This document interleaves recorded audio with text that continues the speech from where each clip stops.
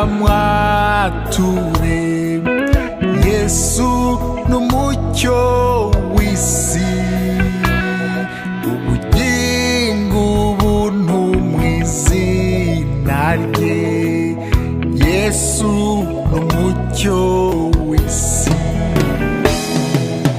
nibyo tuzagendera umucyo mwiza ahimbabazi zigwa nk'urume utumurikira amanywa n'ijoro Yesu n'umucyo w'isi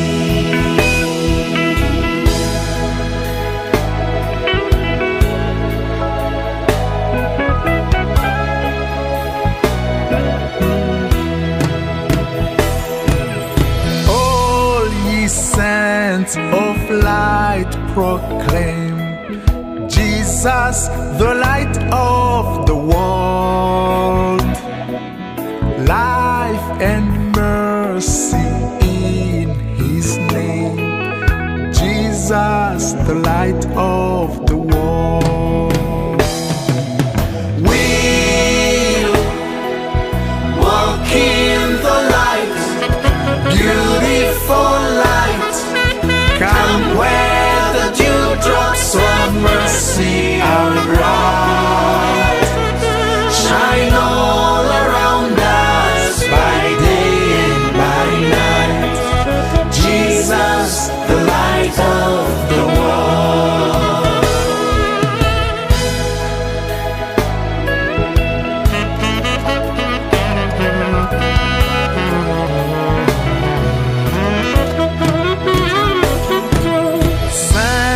De lumière proclamée, Jésus, la lumière du monde, vie et grâce en son nom, Jésus, la lumière du monde.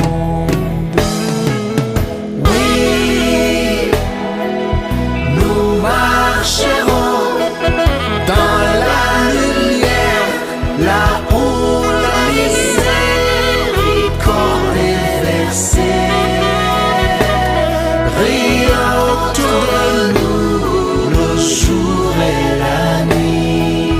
Jésus, la lumière du monde.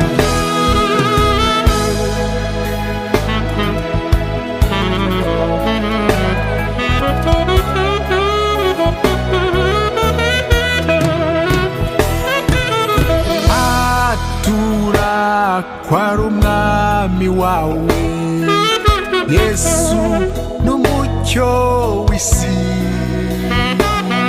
inzogera z'ijuru zivuge Yesu n'umucyo w'isi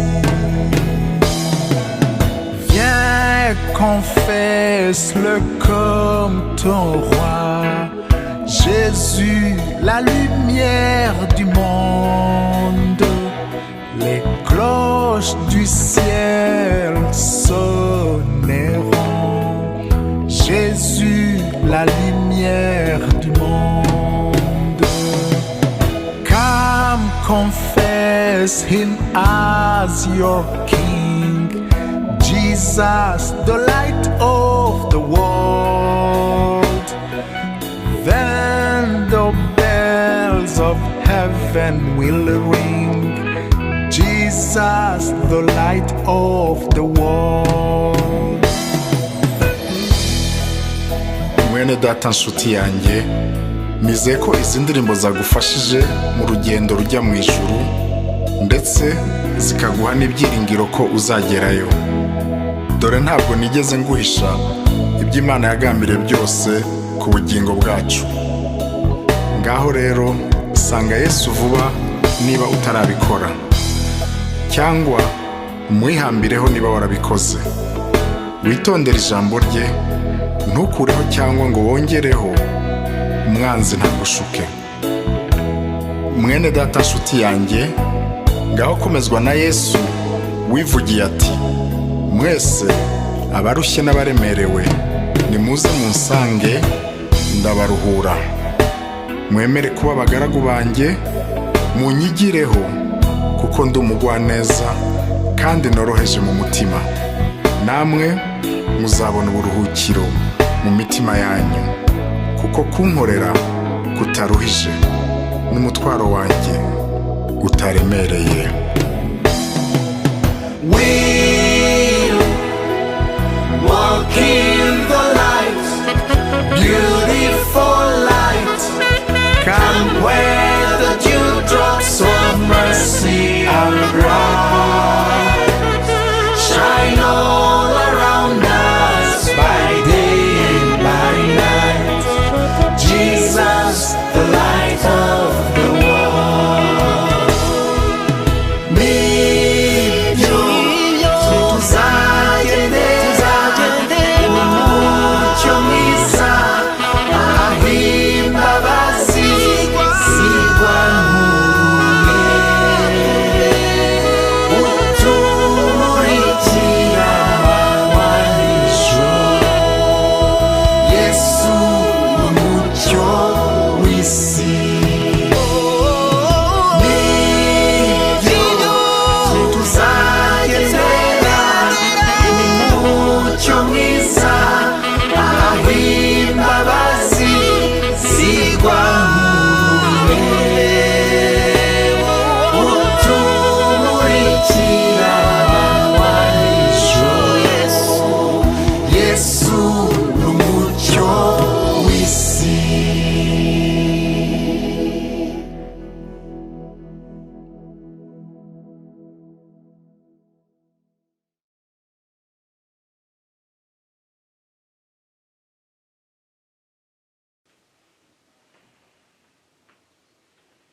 Bene data namwe bashiki banjye fasha akanya ko kubaramutsa mu izina ry'umwami wacu Yesu Kristo. Uwiteka aduhane umugisha mu gitondo cy'uyu munsi nk'uko twari twabimusabye ubushize ko nabyemera azaduha akanya ko kongera gusangira ijambo rye. Ndashimira Imana ko mu gitondo cy'uyu munsi yadukinguriye umuryango kubw'ubushake bwe. Ndashimira Imana nanone ko yaturinze mu cyumweru cyose gishize kubw'ubuntu bwayo. Turacyari mu ijambo rifite umutwe uvuga ngo icyubahiro kibe icy'Uwiteka wenyine. À l'Éternel seul la gloire. Icyubahiro kibe icy'Uwiteka wenyine. À l'Éternel seul la gloire. Turasaba Mwami Imana kugira ngo ahagarare hano amirize ijambo rye kubw'ubuntu bwe kandi he imitima y'abaryakira y'abaryumva umugabane wakwiriye buri wese ahabwa umugisha. Turasenga mu izina ry'umwami wacu Yesu Kristo.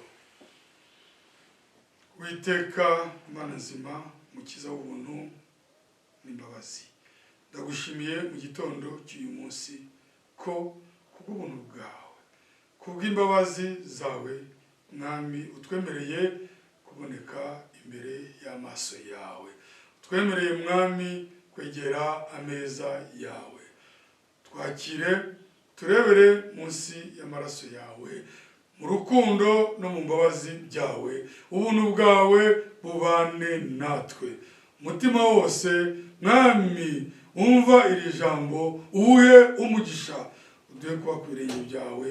Mwami ururutse imitima yacu duhe guturiza imbere yawe. Mwami icyubahiro cyawe kigaragaze mu ijambo ryawe.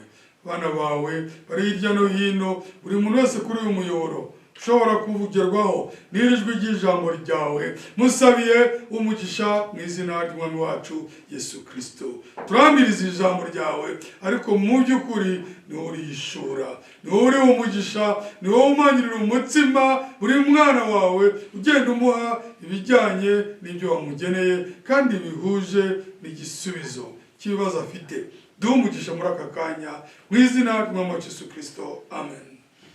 mwami Imana aduhane umugisha mu gitondo cy'uyu munsi. Turagaruka gato muri Luka 19.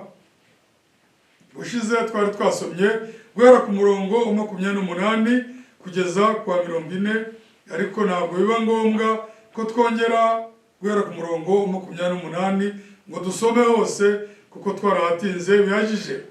Reka dusomere hamwe Luka 19 murongo wa 30 n'uwa 31. Luka 19 murongo wa 30 n'uwa 31. Mujye mu kirorero kiri imbere yanyu, nimwinjiramo muri bubone icyana cy'indogobe kiziritse kitigeze guheka umuntu, nuko mukiziture mukizane. 31. Kandi nihagira umuntu ubabaza ati murakiziturira iki, mumubwire mutya muti databuja niwe ugishaka. 33. Kanaho tuhasome bakizitura icyana cy'indogobe, ba nyiracyo barababaza bati murakiziturira iki. 34. Barabasubiza bati databuja niwe ugishaka. Tuhasome no mu Gifaransa Luka 19 30 kugeza kuri 34. Nous lisons aussi en français dans l'évangile de Luc chapitre 19 du verset 30 au verset 34.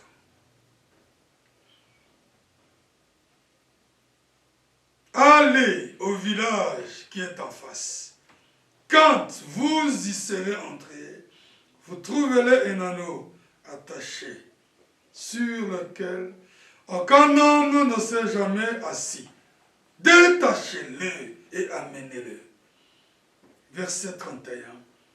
Si quelqu'un vous demande pourquoi le détachez-vous, vous lui répondrez: le Seigneur en a besoin. Verset 32. Ceux qui étaient envoyés allèrent et trouvèrent les choses comme Jésus leur avait dit.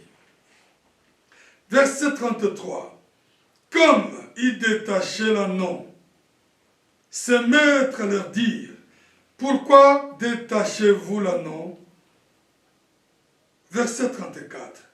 Ils répondirent: le Seigneur en a besoin. Amen. Umwami Imana aduhane umugisha. Turi mu ijambo rivuga ngo icyubahiro kibe icy'Uwiteka wenyine. À l'Éternel seul la gloire. Nuko tumaze kubisoma muri Luka 19 murongo wa 30 n'uwa 31. Mwami wacu Yesu Kristo igihe kigeze cyuko ubuhanuzi bwo muri Zakariya 9 nk'uko twabibonye murongo wa 9 usora uko Zakariya yabibonye yabihanuye ngo nezerwa mukobwa w'Isiyoni, rangurura unezerwe cyane kuko umwami wawe akujeho yicaye ku cyana cy'indogobe. Ibyo byarahanuwe, Imana ivuze irasoza. Niyo mpamvu icyubahiro kigomba kuba icyayo yonyine, nisezerana kandi igasoza. Igihe kigeze cyuko iryo sezerano rigera, umwami wacu Yesu Kristo ariwe mukwe umukobwa w'Isiyoni, ariwe mwami w'itorero, yagombaga kwicara kuri icyo cyana cy'indogobe nk'uko ijambo ry'ubuhanuzi ryari ryarabiteganije. Nta mbaraga n'imwe yabuza ijambo ry'Imana gusohora. Iyo igihe cyo gusoza ijambo ry'Imana kigeze, Uwiteka Imana ubwayo yiremera ikirere, ubwayo yishakira inzira, ubwayo yishakira ibikoresho, ubwayo irategeka bikaba. Niyo mpamvu igihe kigeze cyuko ijambo Imana yatamitse umuhanuzi Zakariya kigera. Imana iba yatanze ijambo ku umunwa ku kanwa k'umuhanuzi imana iba yatamitse ubushake bwayo ku rurimi rw'umuhanuzi ijambo rigasohoka ngo Uwiteka aravuze. Iyo mana iyo igihe kigeze niyisoza ijambo ryayo. Niyo mpamvu itagomba gusangira icyubahiro cyayo n'umuntu n'umwe. Icyubahiro ni icy'Uwiteka wenyine nk'uko Yoweri yabivuze. Uriya usoza ijambo rye arakomeye. Niko Joel yabihanuye. Uriya usoza ijambo rye arakomeye. Ndumva niba nibeshye ari muri Joel 2. Joel 2. Imana ivuga igasoza icyubahiro n'icyayo. Joel 2. Murongo wa 11. Joel 2 murongo wa 11. Duhere mu Kinyarwanda.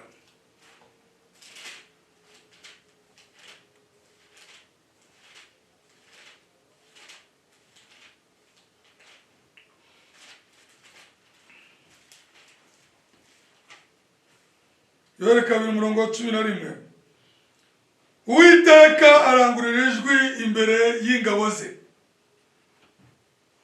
Urugerero rwe ni runini cyane. Uwo usoza ijambo rye arakomeye. Kandi umunsi w'Uwiteka ni mukuru uteye ubwoba cyane. Ninde wabasha kuyanganira? Nous lisons aussi en français. L'Éternel fait entendre sa voix devant son armée. C'est dans Joël chapitre 2 verset 11. L'Éternel fait entendre sa voix devant son armée. Car son corps est immense. Et l'exécuteur de sa parole est puissant. Car le jour de l'Éternel est grand. Il est terrible. Qui pourra le soutenir? Umwami Imana iduhane umugisha uko umuhanuzi Yoweri yabivuze. Uriya usoza ijambo rye arakomeye. L'exécuteur de sa parole est puissant. Abahanuzi baravugishwa si bo bavuga. Abahanuzi bahamiriza icyo Imana yabahaye. Abagaragu b'Imana bakora mu bukozi bw'ijambo. Uhereye ku bahanuzi, intumwa, abavugabutumwa, abaryigisha, abungeri, bose ijambo ry'Imana uko umwami wacu Yesu Kristo yabatumye yarababwiye ngo uwo mwuka w'ukuri nabazaho azabayobora mu kuri kose. Kandi muzaba abagabo bakumamya. Sezerano Liliano, Mudakuzuri Numa, igice cya mbere umurongo wa 8 ngo umwuka wera nabazaho muzaba abagabo bakumamya. Actes des Apôtres, chapitre 1er, verset 8. Vous recevrez une puissance, le Saint-Esprit survenant sur vous, et vous serez mes témoins. Abagaragu b'Imana n'abahamya b'Imana. Abagaragu b'Imana n'abahamya b'ijambo. Les serviteurs de Dieu sont les témoins de Dieu. Les serviteurs de Dieu sont les témoins de la parole. Mais l'Éternel Dieu, lui, il est l'exécuteur de sa parole. Abakozi b'Imana n'abahamya b'ijambo. Les serviteurs de Dieu sont les témoins de la parole.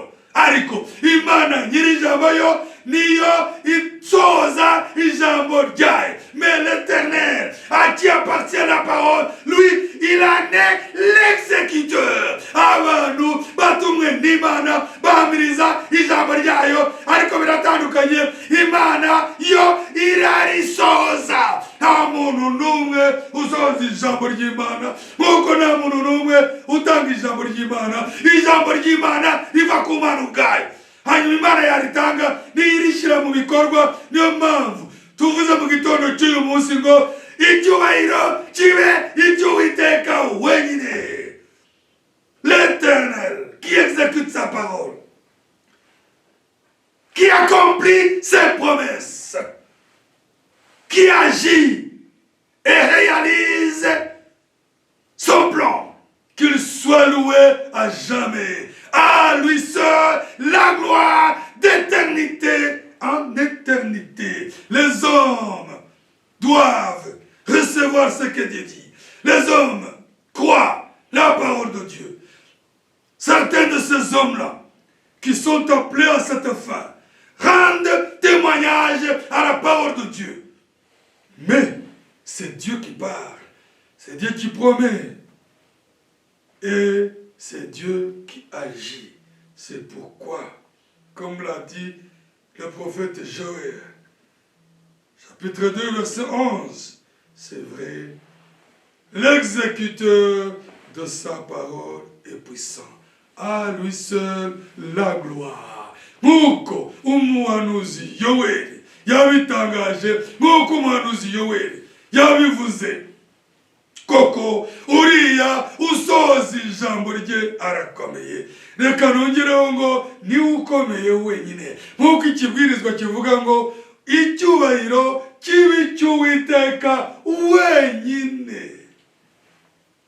Nibyo, uriya usohoza ijambo rye arakomeye. Mubifate neza mwese abanyumva. Yoweli 2:11, usohoza ijambo rye arakomeye. Mina, usohoza ijambo rye arakomeye. Intumwa ntabwo zasohoje sizo zishyira mu bikorwa ijambo ry'Imana. Abantu ntabwo nabo bashyira mu bikorwa ijambo ry'Imana. Uwo ari we wese n'Imana yafite izo arizo zose, ijambo ry'Imana rishyirwa mu bikorwa n'Imana. Niyo mpamvu icyubahiro ari icyayo yonyine. C'est vrai, personne, même les prédicateurs, même les témoins de la parole, tous les prophètes et tous les apôtres, personne parmi eux ne peut exécuter la parole de Dieu.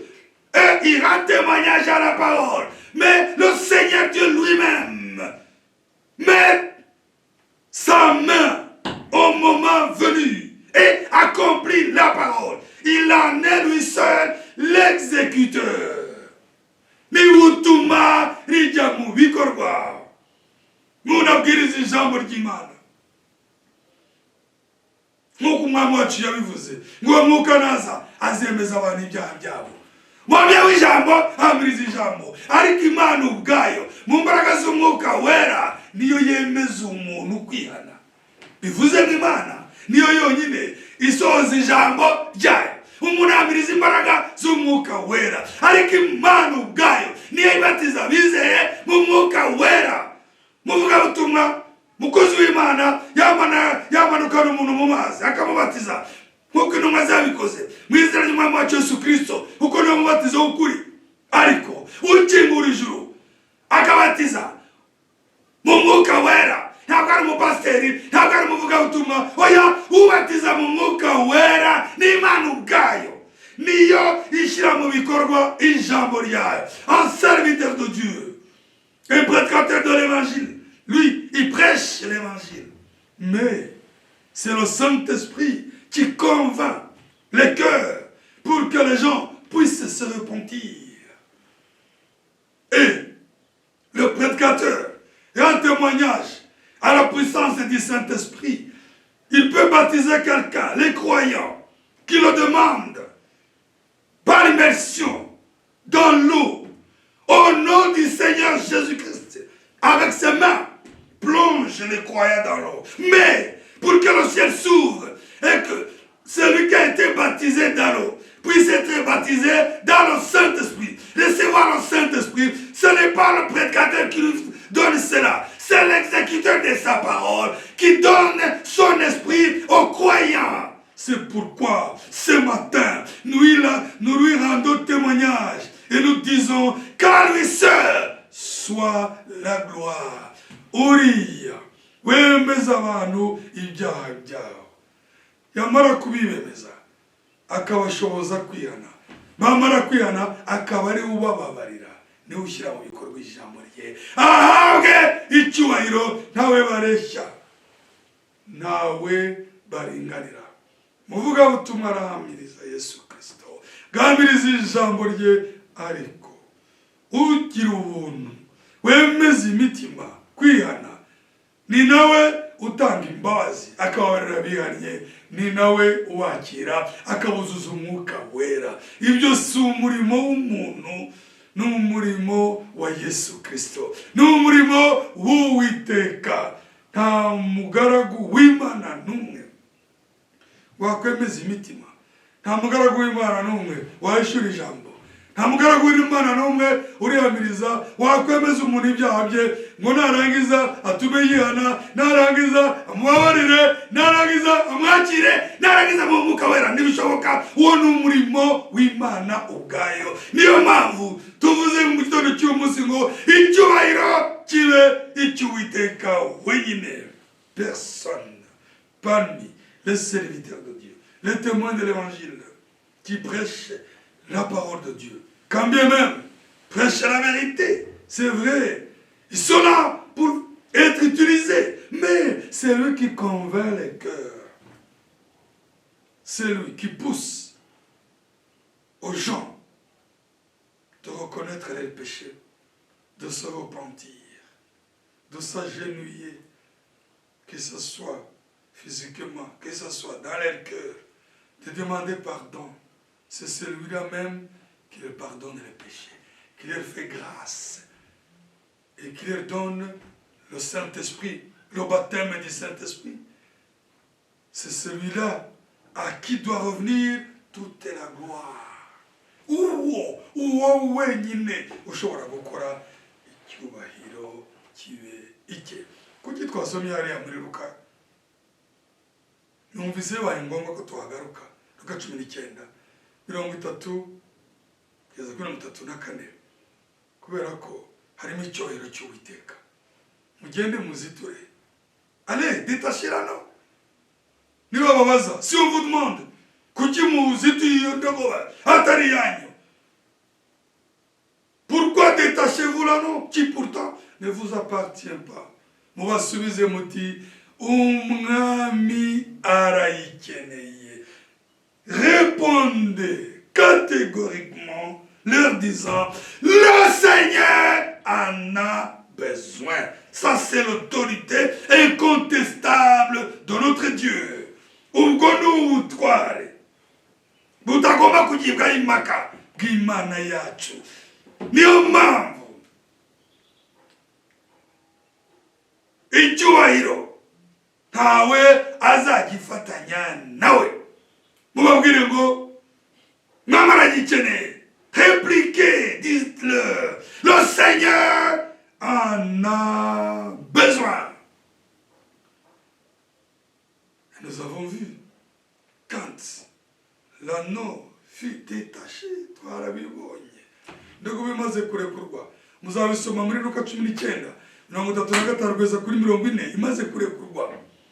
Byavuzwe irata. Après, vous allez le lire dans Luc 19, partir du verset 35 au verset 40.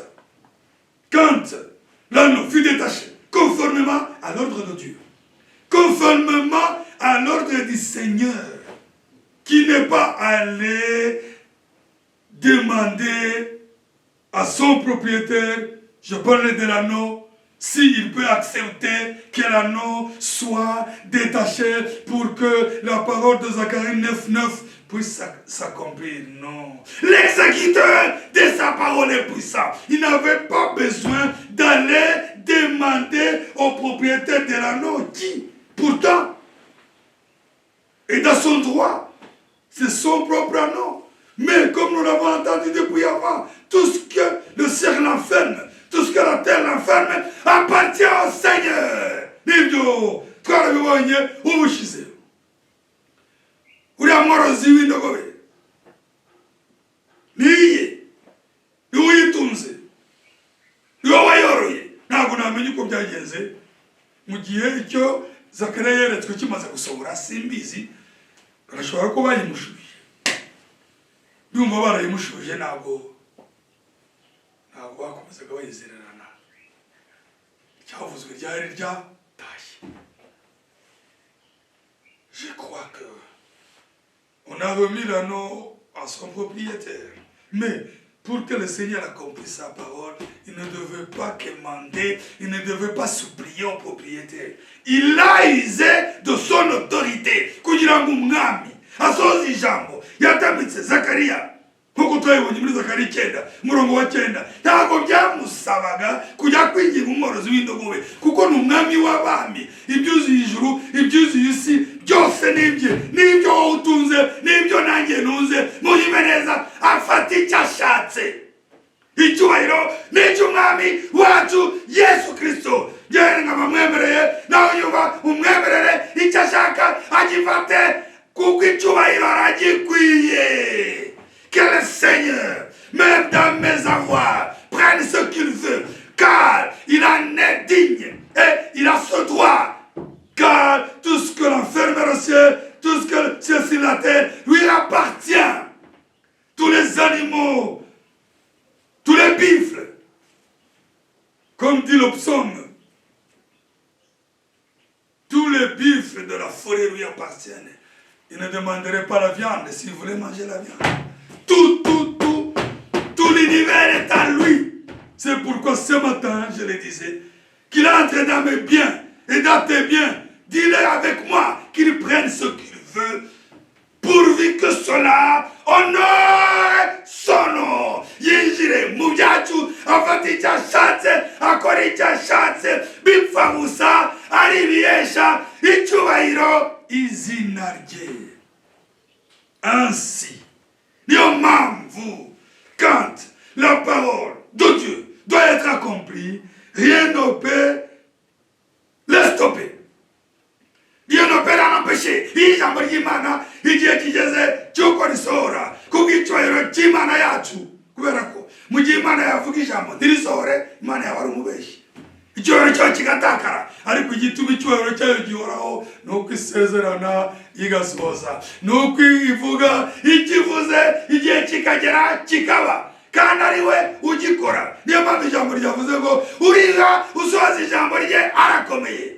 Niyo mpamvu twongeyeho ngo niyo mpamvu uri usohoza ijambo rye ugakomeye. Twongeyeho ngo ni ukomeye wenyine, kuko ni urisohoza wenyine. L'exécuteur de sa parole est puissant. Nous avons ajouté, disons, comme c'est lui seul qui exécute sa parole, donc il est le seul puissant.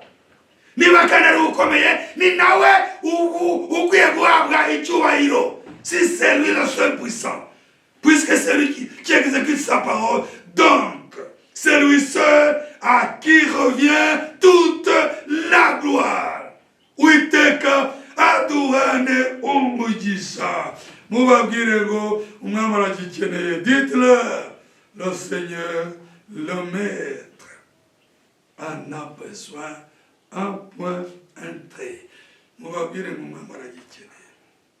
Mu gihe dusomye ibyanditswe, nta mahane tubona, nta n'ugunda tubona, nta kibazo byateje ngo nyiri indogobe ahamagara abayobozi b'umudugudu, ahamagara abategetsi, ahamagara abapolisi, avuga ati nimuntabare abajura banteye. Iyo Imana ikora ntiteze intugunda, iyo Imana ikora ntampagarara. Iyo Mana nyine isohoza ijambo ryayo, n'uwo nyiri iyo ndogobe n'uwayo, n'abo bategetsi niba kontrola, ari abizera n'abatizera, nta n'umwe winyagambura. Iyo Imana ishaka gusohoza ijambo ryayo, byose biratuza. Niyo mpamvu ngize gutya, ntitukibuza amahoro. Igihe kigeze icyo Imana yagennye gukora iragikora. Le Seigneur, c'est un Dieu de paix. Quand il fait accomplir sa parole, il ne peut pas l'accomplir dans les troubles. C'est pourquoi le propriétaire de l'anneau a obtempéré. Il s'est calmé, s'est laissé guider, car lui aussi appartient à Dieu. Même les autorités appartiennent à Dieu, même tout le village. Normalement, c'était des voleurs. Ils étaient allés prendre l'anneau d'autrui, sans lui demander la permission. Mais le ciel, la présence de Dieu qui accompagne sa parole était là. Nibyo, mu byukuri bari bameze nk'abajura, abashimusi bibye indogobe, ariko kubera ko ntabwo bayibye, bagiye kuyizitura boherejwe n'itegeko ry'Imana nzima n'umwami wabo. Ce ne sont pas des voleurs. Ils détachent l'anneau parce qu'ils étaient envoyés selon l'ordre de Dieu. Alléluia! Quand le le Seigneur veut accomplir sa parole, il crée les circonstances.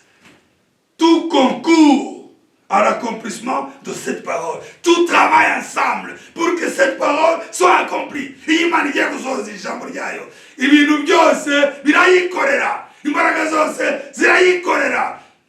Ubushobozi bwose burayigaragira kugira ngo icyubahiro kibe icyayo. Umviye inkuru ashobora kumva isanzwe, ariko kubera guhishurirwa ni inkuru itangaje cyane. Mugere mukiziture. Celui qui entend cette histoire peut penser que c'est une histoire simple, mais c'est une histoire merveilleuse qui révèle la puissance de Dieu, qui révèle la gloire de Dieu et l'autorité divine. Allez, détachez-les. Faites ce que je vous commande. Si on vous demande pourquoi la détachez-vous, dites-leur, le Seigneur en a besoin. Nous sommes ses serviteurs. Le Seigneur en a besoin. Le Seigneur en a besoin. Le Seigneur en a besoin.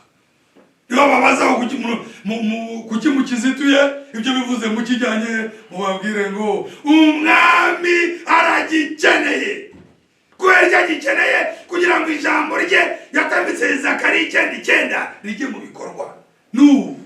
Ntitugomba kwibuza amahoro iyo igihe kigeze cyo ku ijambo ry'Imana risohora rirasohora.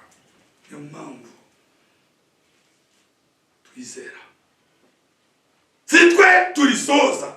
Uwaritanze niwe urisoza. Quand le moment de l'accomplissement de la parole arrive de Dieu, quand le moment de Dieu, de l'accomplissement par Dieu, de la parole de Dieu arrive, rien ne peut stopper cet accomplissement, cette action, car c'est pour sa gloire. Nous ne devons pas nous agiter pour essayer d'aider Dieu et accomplir sa parole. Ntitugomba kwibuza amahoro no kugerageza gutiza Imana amaboko kugira ngo isohoze ijambo ryayo.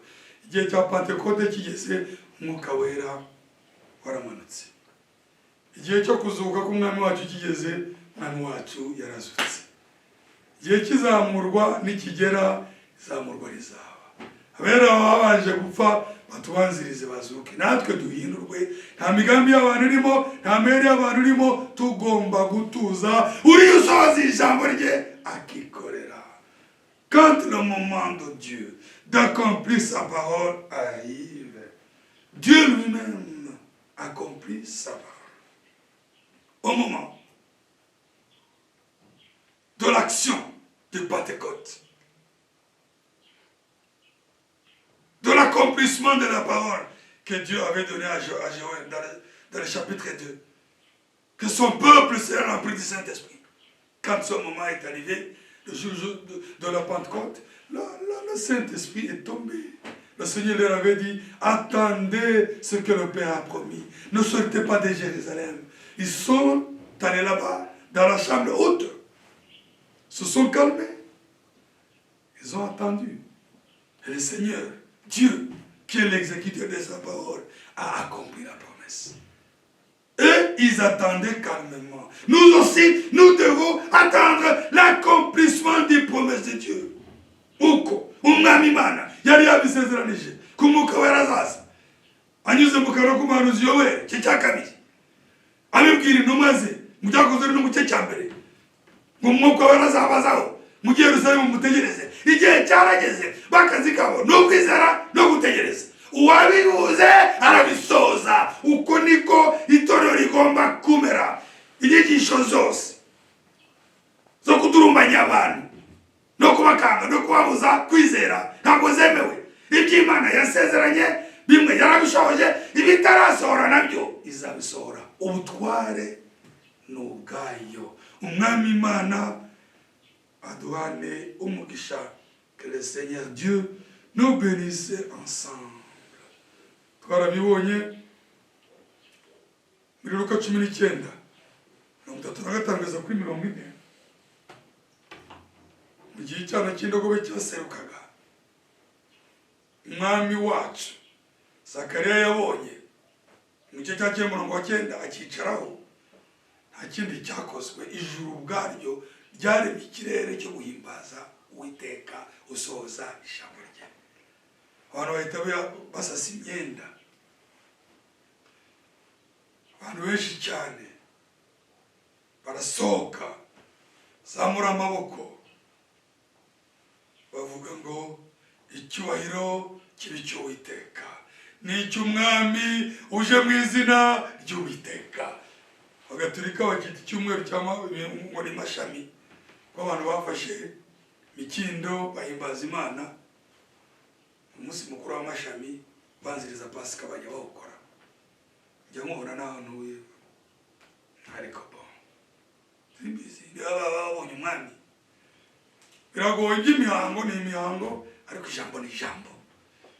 Twabonye ko ikintu cyiza cyane ngira ngo twibuke abaturamwe muri iri jambo. Icyubahiro si icy'indogobe, icyubahiro si icy'abagaragu bagiye kuzitura indogobe, icyubahiro si icya nyiri indogobe. Buri muntu wese muri bo afite umwanya we n'umugisha we. Nuriya nyiri indogobe Imana imumugisha kuko yumviye ikirere cy'ijoro, ntiyigeze yivumbagatanya. N'abariya na ziriya ntumwa zumvira zikizera zikajya mu murima w'abandi zikazitira itungo ry'abandi rivuga ngo umwami wadutumye turamuzi, ari hamwe natwe ntacyo turi bube. Nabo bafite umugisha wabo. N'indogobe nayo yari yibereye aho ngaho mu zindi, itoranwa mu zindi. Mu gihe basasiye umwami w'icyubahiro kubera ko yicariye, nayo yo niyigenda kuri iyo myenda. Urumva indogobe ifitemo umugabane kubera ubuntu n'itoramo. Narababwiye ngo natwe twemere umwami yicare kuri twe asohoza ubushake bwe, munitumwemerera si twe duhabwa ikuzo n'icyubahiro ariko umugisha umugeraho natwe tuba nous y participons, natwe umugisha utugeraho. Comme je vous l'ai dit, la gloire n'appartient pas à l'anneau, la gloire ne revient pas aux disciples qui ont obéi pour aller détacher l'anneau d'autrui, sans craindre qu'ils peuvent être malmenés, parce que c'était comme des voleurs, mais ils ont obéi, disant dans leur cœur que le Seigneur qui les envoie, il est fidèle, il va les accompagner pour les protéger. Ils sont bénis, l'anneau est béni, le propriétaire de l'anneau est béni, mais la gloire revient à l'Éternel seul, et à lui seul. Bien que l'anneau ait marché sur les habits, parce que le Seigneur, lui, était au-dessus de l'anneau. C'est pas lui qui a marché sur les habits. Mais les habits ont été étalés à cause de son nom. Pour sa gloire. Mais l'anneau qui accepte de porter le Seigneur de gloire participe à cette gloire. Nous aussi, qui sommes porteurs de la parole, nous les croyants, qui possédons cette foi, qui acceptons la parole, quand cette parole-là est calomniée, nous sommes calomniés avec elle. Quand cette parole-là est glorifiée, nous serons glorifiés avec elle, comme l'anneau fut aussi glorifié avec le Seigneur, parce que l'anneau, alléluia, a marché sur ce qu'on avait préparé pour que le Seigneur marche. Nitwemera kwabazama n'ijambo tugatukama n'ijambo mu gihe ijambo rizahabwa ikuzo rigahabwa icyubahiro natwe iryo kuzo rizatugeraho kubera ko turaryikoreye twemeye isoni zaryo. Nous sommes les porteurs de la parole, nous sommes les porteurs de l'opprobre de Christ. Le jour où Christ dans sa parole sera glorifié, nous participerons à cette gloire. Que le Seigneur nous en fasse grâce. Imana itugirire ubuntu idushoboze twemere duheke iryo jambo, twemere duheke isoni y'ijambo dutukamwe naryo, ariko igihe iryo jambo rizahabwa ikuzo natwe nka ya ndogobe tuzasangira iryo kuzo n'umwami. Uwiteka aduhane umugisha. Oh, Mana ni nzima, jambo ryayo ni ryiza. Uko byabaye kuri nyiri ndogobe niko byabaye kuri nyiri cyumba, aho umwami yashakaga kurira Pasika ye n'abigishwa be. Twarabibonye muri Luka 22:11-13. Imwe amategetse biraba. Luka 22. 11 kugeza kuri 13 turabivugaho gato kuko twarabibonye. Uwiteka aduhane umugisha. Luka 22 11 kugeza kuri 13.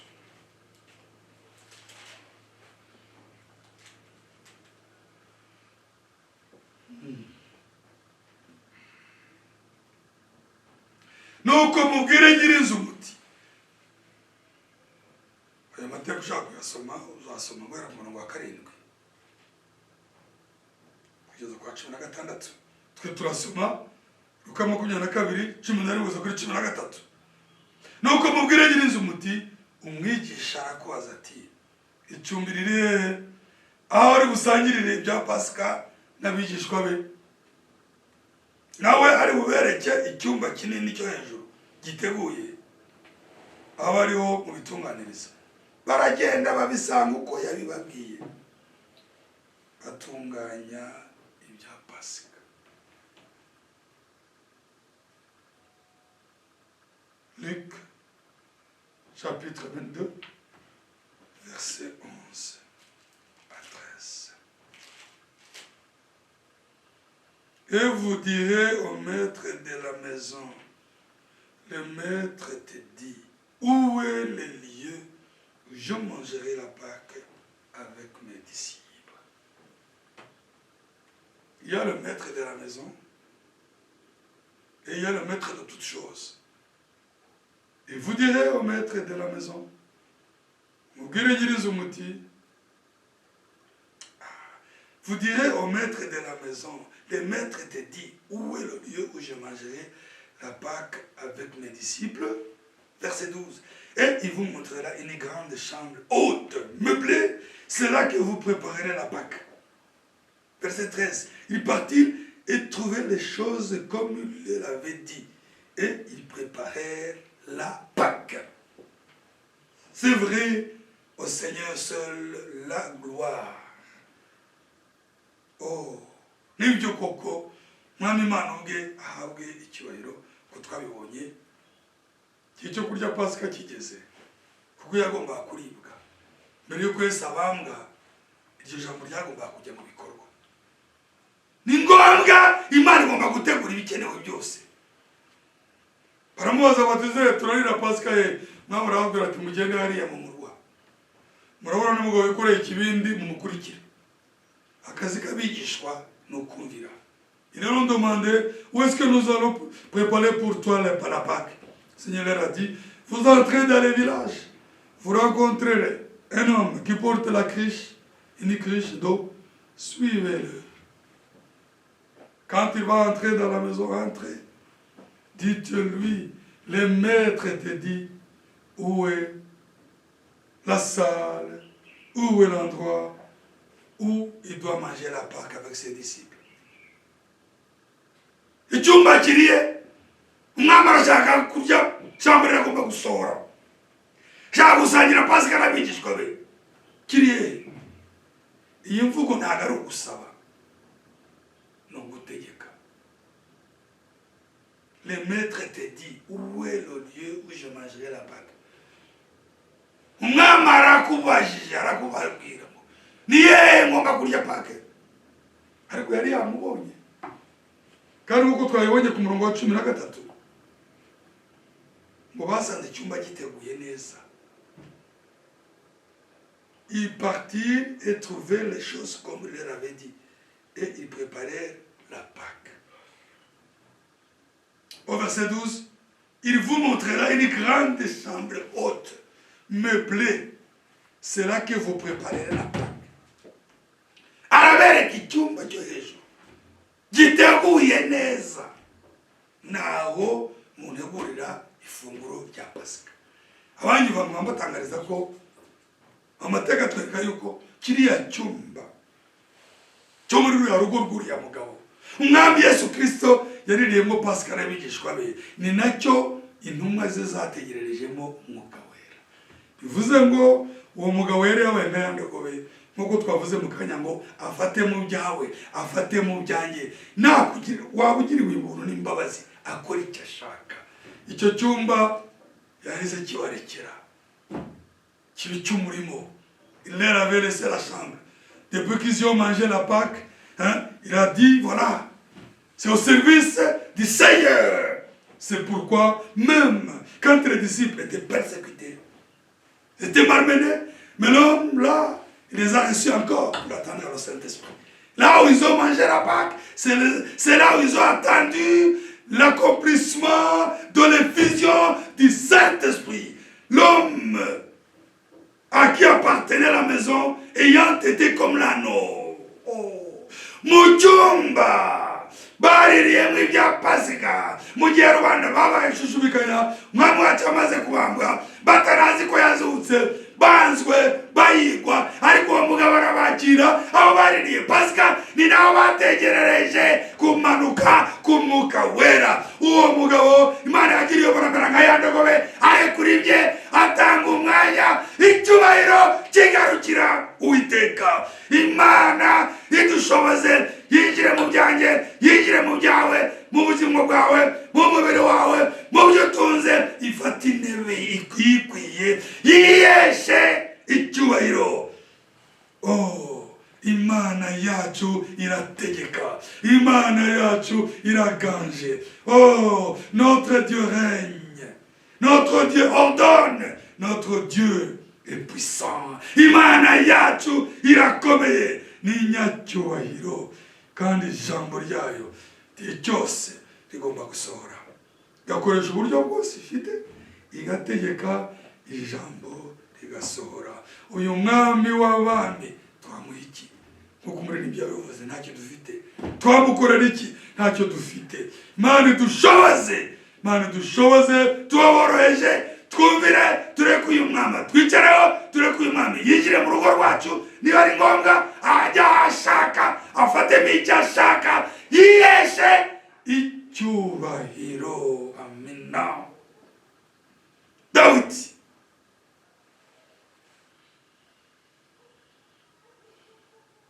aravuga imvugo nk'iyi yahishuriwe ubwo butware bw'Imana muri Zaburi 135 murongo wa mbere kugeza kwa gatandatu.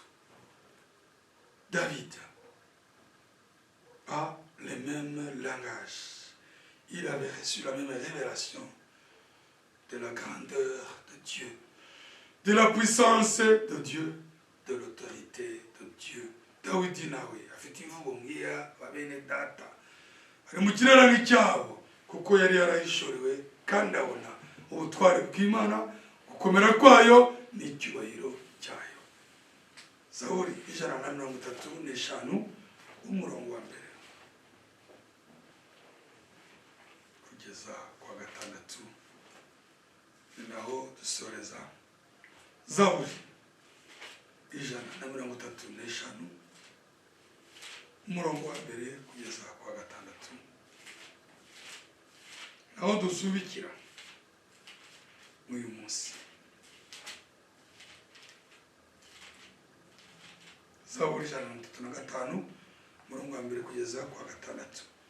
Psaume 135 du verset 1er au verset 6.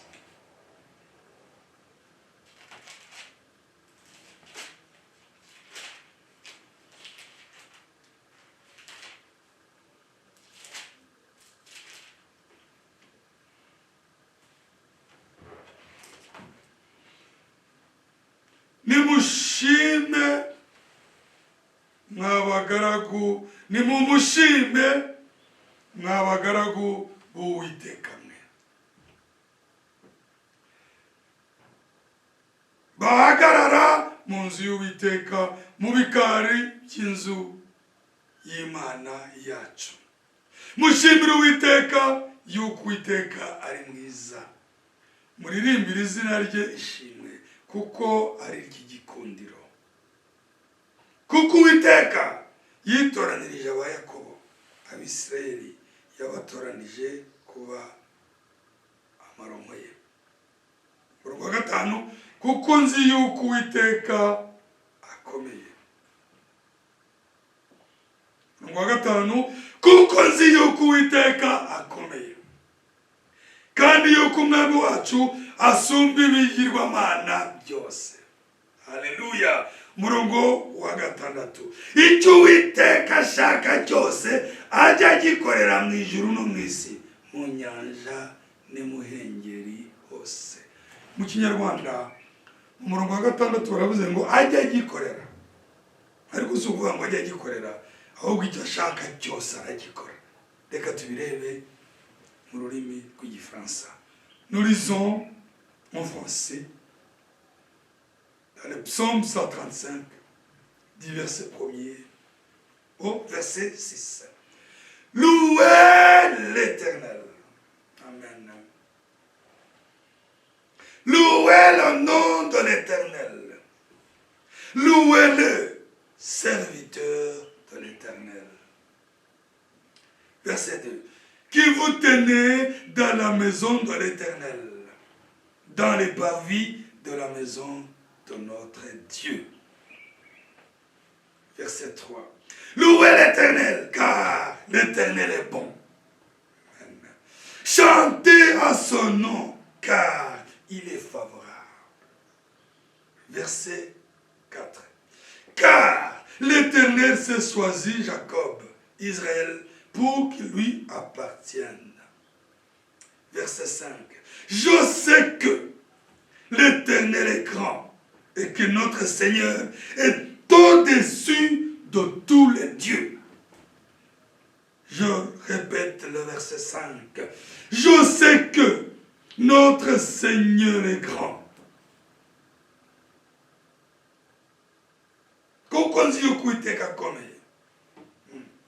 Je sais que notre Seigneur est grand. Et que notre Seigneur, je sais que l'Éternel est grand. Et que notre Seigneur est au-dessus de tous les dieux. Kandi yuko umwami wacu asumba ibigirwamana byose, kandi yuko umwami wacu ari hejuru y'ibigirwamana byose. Verset 6. Tout ce que l'Éternel veut, il le fait. Icyo Uwiteka munega amatwi mwitonze, icyo Uwiteka ashaka cyose aragikora. Tout ce que l'Éternel veut, il le fait.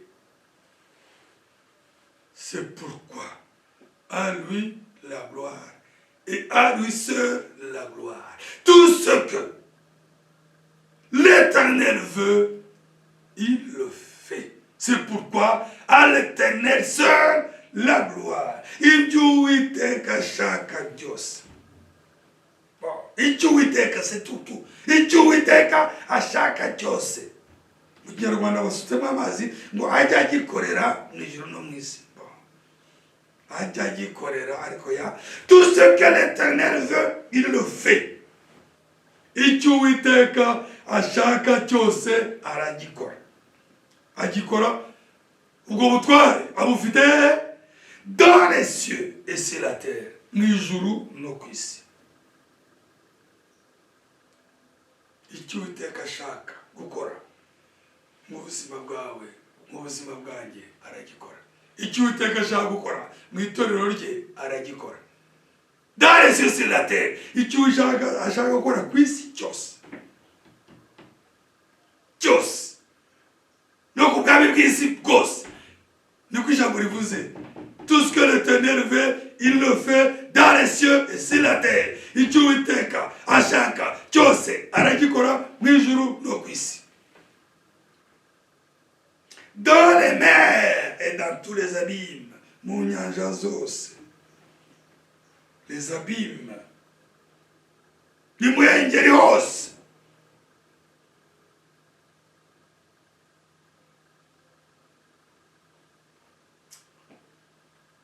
Icyo Uwiteka ashaka cyose ajya agikorera mu ijuru no mu isi. Aragikora mu ijuru no mu isi. Mu nyanja ni muhengeri hose. Mu ijuru, mu isi, mu mazi ni muhengeri. Bivuze ngo ni uhayobora amafi yose. Niyo mpamvu Imana ashaka gusohoza ijambo ry'uko Yona ajya kubwira izindi nawe urufi runini rwitwa barene rwamubereye ivatiri cyubahiro kibi cy'umwami kuko ategeka n'imuhengeri icyo gifi iyo kigufashe kiba kibonye agapotaje ariko mu gihe cyo gusora kw'ijambo Imana yabwiye Yona ifi yabaye ivatiri. Il est écrit ici, tout ce que l'Éternel veut, il le fait. Dans les cieux et sur la terre, dans les mers et dans tous les abîmes. C'est ainsi que, quand il fallait que Dieu accomplisse sa parole sur Ninive, avec son serviteur Jonas, les fuyards qui voulaient interrompre la volonté de Dieu, croyaient qu'ils peuvent s'échapper. Les marraines, qui normalement, quand ils trouvent un homme, c'est une viande, c'est une soupe, est devenu, a été transformé en un moyen de transport. Elle est devenue une bonne voiture pour ramener rapidement Jonas, pour qu'il aille accomplir sa volonté, pour qu'il aille accomplir la volonté de Dieu. Ubundi, ruriya rufi, witabaren, mugiye guhura n'umuntu n'ibyo kurya byiza, n'agasupu keza, ariko mu gihe cyo kw'Imana ishaka gusoza ijambo ryayo n'ubushake bwayo ku cyiciro cyayo ijyana Yona wari utangiye guhunga avuga ngo nimamute mu nyanja. Ntabwo Yona yari gupfana n'imigambi y'Imana, ntabwo yari gupfana n'ubushake Imana agomba gusoza. Icyo Imana itegetse ko byagenda kose ngize gutya kigomba kuba. Ifi yazinduka ivatiri iruka Yona ku nkombe. Yona akora akazi Imana yagombaga gukora. Niyo mpamvu ntabwo tuzafasha Imana, ntabwo tuzarambirwa. Icyo Uwiteka ashaka aragikora. N'ibituri imbere n'urugendo rwacu rusigaye tururekere Imana, dutuze Mwami Imana yikorere ubushake bwe, icyubahiro kibe icy'Uwiteka. Même dans notre marche, même les jours qui nous restent sur cette terre, laissons au Seigneur sa prééminence. Lui seul est capable. Nous ne devons pas nous agiter. La gloire, la force, la sagesse, la capacité, les moyens sont à notre Dieu. Tout ce que le Seigneur veut, il le fait sur la terre, dans les cieux, dans les mers et dans les abîmes. Icyo Umwami Imana ashaka aragikora mu ijuru, ku isi, mu nyanja n'imuhengeri hose. Niyo mpamvu dukwiye guturiza imbere y'Uwiteka tukamureka akikorera. Que Dieu vous bénisse tous. Imana ibamugisha mwese qui ont pu écouter cette parole et qui l'ont reçue avec joie. Mwese abumvise iri jambo mukaryakirana ibyishimo, mbasabiye umugisha mu izina ry'Umwami wacu Yesu Kristo. Tuzongera duhurire kuri uyu muyoboro niba ariko Imana ibitegetse. Reka dusenge. Mwami wacu Yesu Kristo, mukiza w'ubuntu n'imbabazi, icyubahiro n'ishimwe bikugarukire. Mwami, twagusabye gugaburire imitima yacu, nta shiti umaze kubikora. Umugisha ijambo ryawe, umugisha imbuto yabibwe, umugisha abana bawe Mwami bakwakiriye mu ijambo ryawe. Urigwize, urikurikire, uribyaze umusaruro kubw'icyubahiro cy'izina ryawe. Ni wowe uzi icyo iri jambo rivuze, ni wowe uzi icyo rimariye buri wese waryakiriye. Uwiteka Mana yanjye, usohoze ubushake bwawe nk'uko dusoreje ku ijambo rivuga ngo icyo Uwiteka ashaka agikore. Aragikora, ajya agikora, arakagikora. Mwami, tugutegeye amaboko, udusohoreze ubushake bwawe none n'iteka ryose, mu izina ry'Umwami Yesu Kristo, amen. Mwami Imana wamugisha nawe utaha, amen.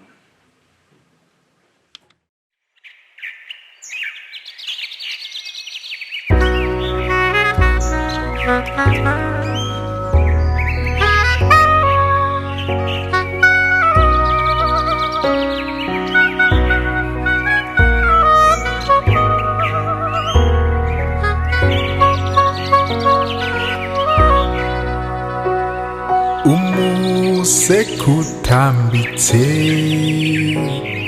inyoni zikoreremba kanguwe n'umwuka wawe nanjye ngo nkuririmbire nta wundi musi mushya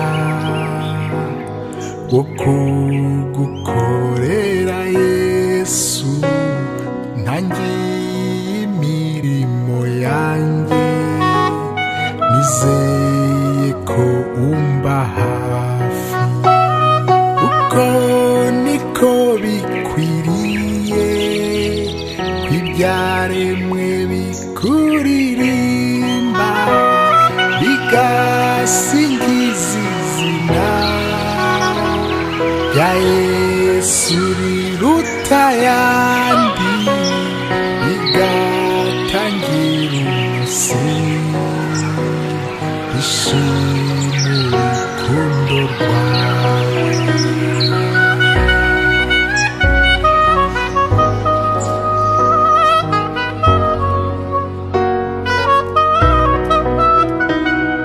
hazabaho umunsi umwe nzajya mu mirimo yanjye ntaziko ari wo musi w'urupfu cyangwa izamurwa ntabwo nzongera kumva inyoni zo mu museke zisingiza izina ryawe nanjye nkikiriza nzatunguka imbere yawe mu bikari byo mu ijuru iyo aho abamarayika bagusingiza iteka umfashe mwami Yesu uzasange niteguye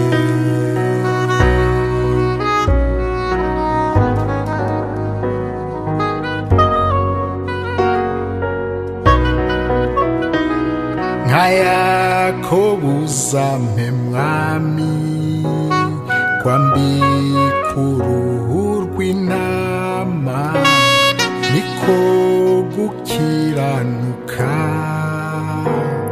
kwa Yesu uwo twizeye ubutware n'umugisha byose tuzabyegukana ntabwo tuzaboroga nka Esawu mwene Isaka humura abana b'Imana ntabwo tuzatungurwa kuko turaba umucyo ndetse n'abana b'amanywa kuko ijisho ryihoraho rihora hejuru yacu kuko ijisho ryihoraho